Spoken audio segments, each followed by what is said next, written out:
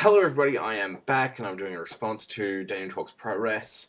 Um, Basically, he called me out in his latest video why the audience liked it argument isn't a persuasive aesthetic argument. Um, Basically, why I've been away is because I've either been too sick to to be bothered making videos, or I've been working and I can't be bothered making videos because I just don't have the time. I just want to sleep, or the biggest reason is I want to do a best of 2010 video and I actually want to see everything that happened in 2010 before I start giving out awards. Um, I often feel like some people, when they do their best of whenever, they just start giving awards out to whoever else, to whatever else everybody else is, and I actually want to see everything and I judge for myself and say, yes, this was the best show of the year. Yes, this was the best match of the year. Just in my humble opinion.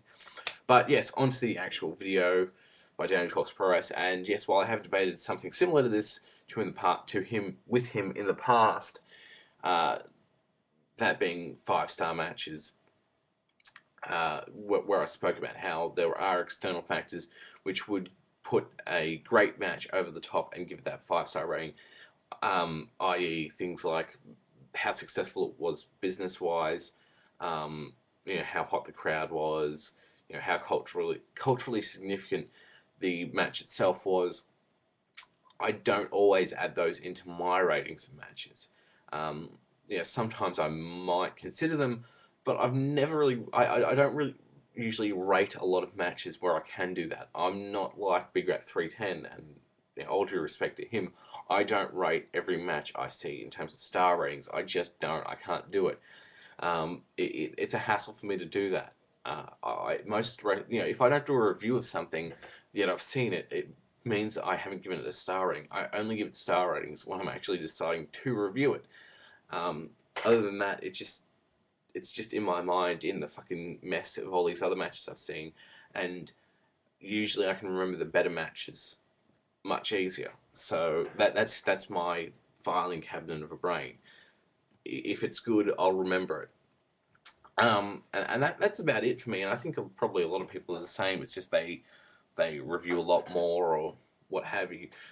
When Big Rat 310 does his top 100 matches of the year or what have you, I have no idea how he could do that.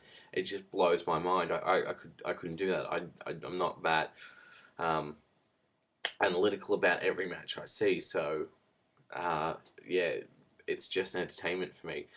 But what I will say, I've kind of gone off on a tangent, but what I will say is, um, the audience can add to a match for me.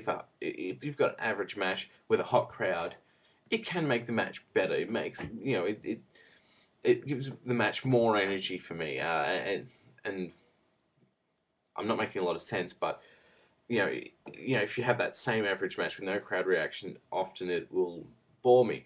But then there are times where a crowd reaction isn't as clean cut as good or bad. Sometimes you'll have if you're watching lucha or something, sometimes you'll have a loud crowd, but it doesn't necessarily mean they're paying attention to the match or the match itself is good or anything. That's just a generally much louder crowd in many ways. Whereas in Japan, you can have a good match and the crowd won't be making noise, at least until sometimes in the ending parts of the match or at all, but it could still be a good quality match. Um, so yeah, it's not as black and white as if the crowd liked it, it's good. If they didn't like it, it's bad. I mean, and I don't think that's really 100% of what Big Rat 310 was saying. But I mean, there were hey, there are a lot of people who when I went to here's something I'd hate to admit, but I went and saw Transformers: Revenge of the Fallen on its premiere night. So I was in a cinema full of people around, young men around my age, and also parents with their children, and all that kind of shit. And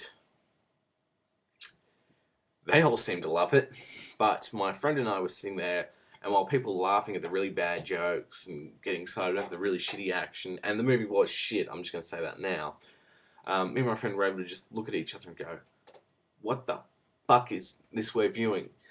So whether or not an audience actually likes something doesn't necessarily just make it good all of a sudden. It can help, but yeah, and Ichiban, oh sorry, Daniel Talks ProRes had brought up film critics, and one thing I wanted to talk about was and how a film critic wouldn't you know base criticize a movie over how well it did with how well the movie did or something like that. I will say this: Roger Ebert, who's probably my favorite film critic, a lot of the time he has rated a movie. Not a lot of the time, but a few times I've noticed he's gone, yeah, I didn't really like this, but I can see how another audience will, and given it a bit of a better rating. And sometimes when his audience raves about a movie enough, he'll go back and watch it again and admit that he was wrong and say, okay, maybe it was pretty good or something like that. But yeah, sometimes if something's really successful, it might be worth taking a second look at it. Because I've done that a few times with some matches and gone, okay, maybe that was better than I remember it being. Um, Yada yada yada. My next video will be a video on TNA wrestling.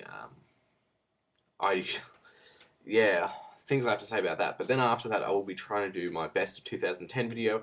It'll probably be coming in late March or early April, just for WrestleMania, because it should be my biggest video of the year. So making it around WrestleMania will be fitting, I guess. Anyway, this video has just been me rambling. Goodbye, and try not to fall over and crack your skull in cement and die.